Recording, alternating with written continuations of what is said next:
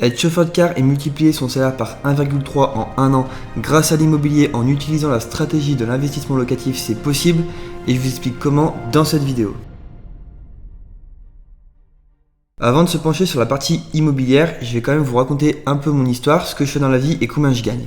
Donc moi je suis chauffeur de car depuis maintenant 2 ans et ça fait depuis le 18 novembre 2023 pour être exact que je suis en CDI, donc un peu plus d'un an maintenant. J'ai un salaire d'environ 2000 € net par mois, donc c'est en comptant ça les heures supplémentaires. Ça varie entre 1008 et 2000 €. Donc ça représente en gros le salaire médian en France, c'est-à-dire qu'il y a autant de gens qui gagnent moins de 2000 € par mois que de gens qui gagnent plus de 2000 € par mois. Tout ça pour dire qu'en fait j'ai une situation on va dire normale en termes de salaire et de travail. Alors maintenant comment j'en suis venu à l'immobilier ? Déjà de base c'est un domaine qui m'a toujours passionné, j'ai toujours aimé l'immobilier, ce qu'on peut faire avec l'immobilier, donc la vente, la location, les travaux, la rénovation, enfin tout ce qui touche à l'immobilier, ça j'ai toujours aimé. Et puis ensuite aussi chercher un moyen, disons, d'augmenter mes revenus par mois, donc en fait avoir un complément de salaire.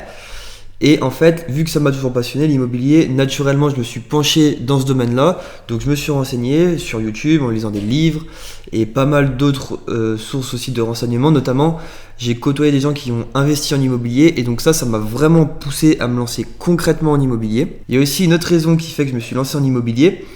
C'est que dans mon métier, donc chauffeur de car, on ne fait pas des journées 9h-17h comme tout le monde, mais on fait des journées qui vont entre 9h, on va dire, et 13h d'amplitude. Et majoritairement, c'est des journées de 11h d'amplitude. Mais en contrepartie, on a des pauses, même des coupures, entre 3h et 5h de coupures par jour, donc c'est énorme. Et pendant ces coupures, on s'ennuie, on fait pas grand-chose. Et moi, je voulais trouver aussi un moyen d'occuper ce temps-là intelligemment et pour que ça puisse me servir aussi. Donc toutes ces raisons-là réunies a fait que je me suis vraiment concrètement lancé. Donc ce que j'ai fait pendant mes coupures, c'est que j'ai cherché sur le bon coin mon premier bien, disons un bien qui répondait aux critères que je cherchais.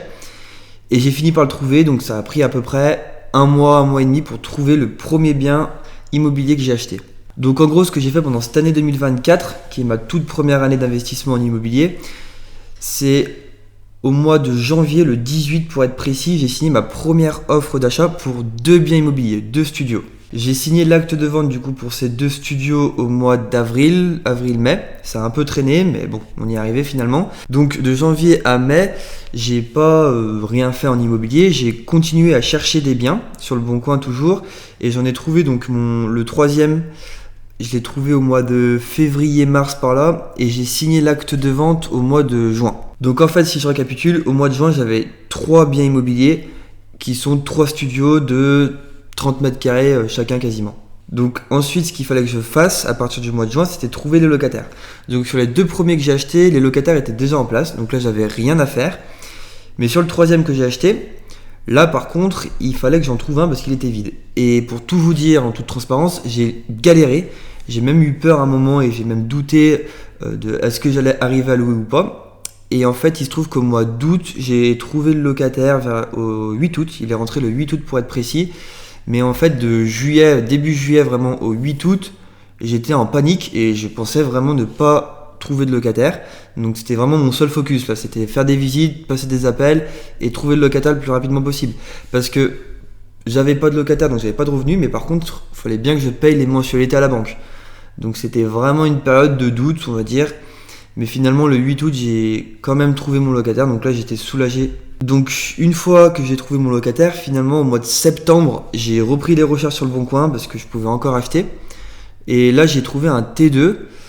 Mais cette fois, c'est pas dans la même ville que les 3 premiers où j'ai acheté.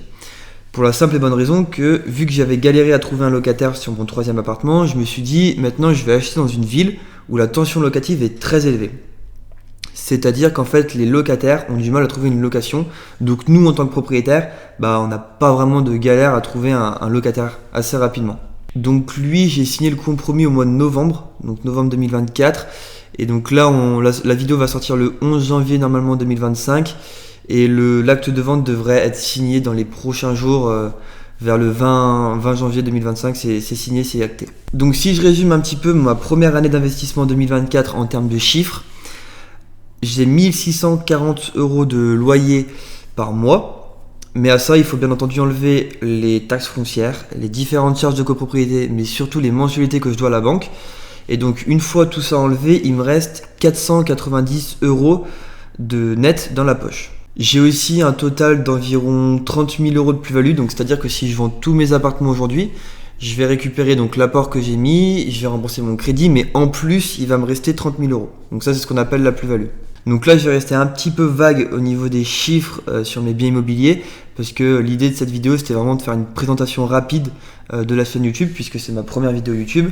Mais vraiment l'idée de cette chaîne c'est que je vais documenter toute mon aventure immobilière au fur et à mesure des jours, des semaines, des mois et des années peut-être, partager ce que je fais et mon expérience. Et du coup le type de vidéo que vous allez trouver sur cette chaîne YouTube, par exemple pour la prochaine, si on prend l'exemple de la prochaine vidéo, ça va être les plans, mes plans en immobilier 2025. En fait ce que je vais faire en 2025 c'est complètement différent de ce que j'ai pu faire en 2024. Et du coup je vais expliquer dans la prochaine vidéo ce que je vais faire en 2025 et la différence qu'il y a par rapport à ce que j'ai fait en 2024. Il y aura aussi une vidéo détaillée sur les chiffres de mes biens immobiliers. Il y aura les erreurs aussi que j'ai fait en immobilier parce que j'en ai fait pas mal, dont une qui a bien fait me coûter pas mal d'argent. Je vais aussi faire une vidéo où je vais vous faire visiter les biens immobiliers, enfin dans la mesure du possible puisqu'ils sont loués.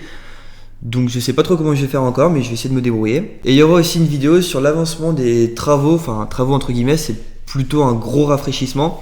Sur le 4e, donc le dernier appartement que j'ai acheté, il y a un petit peu de travaux. Et du coup j'essaierai de vous faire un petit peu l'état des lieux avant-après de l'appartement. Donc l'idée de cette chaîne YouTube c'est même de montrer qu'avec un salaire de chauffeur de car, qui est un salaire comme on l'a vu classique, on peut quand même profiter du levier de l'immobilier pour augmenter ses revenus et diminuer son stress vis-à-vis de l'argent. Maintenant n'hésitez pas à commenter la vidéo pour me dire si vous investissez ou pas en immobilier.